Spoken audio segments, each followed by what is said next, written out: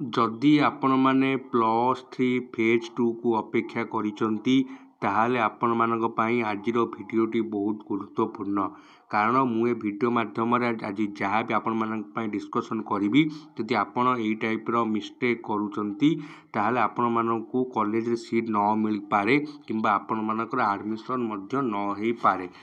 तो आपण मानक अनुरोध भिडियोटी को शेष पर्यंत देखिए। तो आउ गोटे गुरुत्वपूर्ण कथा जदि आपण माने +3 फेज 1 रे आपण माने एडमिशन नहीं थिबे जदि आपण माने सेकंड फेज को वेट करिसंती ताहाले मध्य भिडियोटी आपण मानक पाई एवं आपण मानकू भिडियोटी को शेष पर्यंत देखिया पई पड़िबो। चलतु आरंभ करिबा आजिर सबुठारु गुरुत्वपूर्ण भिडियो।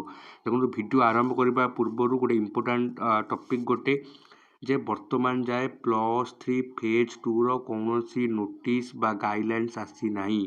ध्यान देवे वर्तमान जाए +3 फेज 2 रो गाइडलाइंस हो कि स्केड्यूल हो वर्तमान पर्यंत साम्स ओडिशा तरफ रिलीज होना।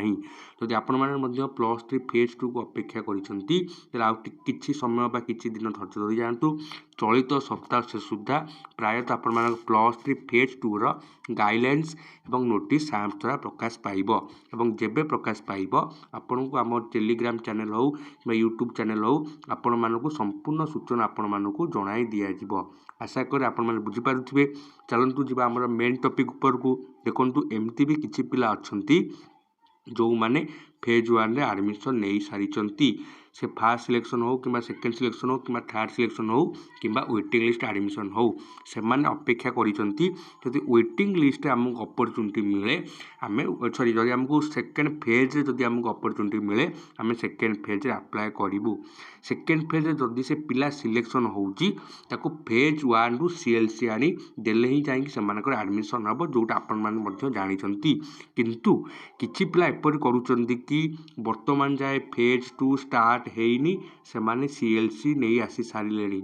ध्यान देवे जदि आपण मानकर फेज 2 रे जेपर्यंत आपण मानकर सिलेक्शन आसीनी से पर्यंत जो कॉलेज रे आपण माने एडमिशन नैथिले से कॉलेज रु सीएलसी आनंतु नाही।